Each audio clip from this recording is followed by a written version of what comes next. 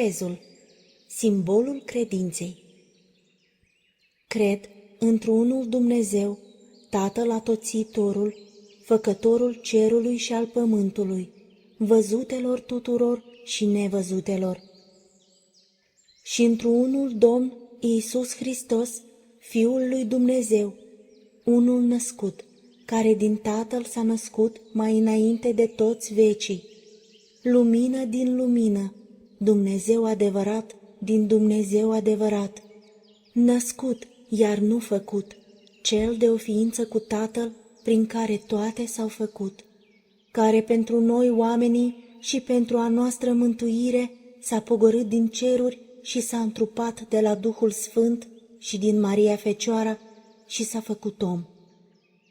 Și s-a răstignit pentru noi în zilele lui Ponțiu Pilat și a pătimit și s-a îngropat și a înviat a treia zi după Scripturi.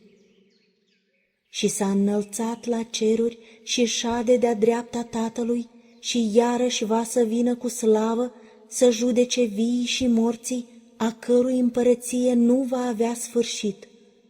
Și întru Duhul Sfânt, Domnul de viață Făcătorul, care din Tatăl purcede, Cel ce împreună cu Tatăl și cu Fiul este închinat și slăvit, care a grăit prin proroci, întru una sfântă, sobornicească și apostolească biserică, mărturisesc un botez întru iertarea păcatelor, aștept învierea morților și viața veacului ce va să fie.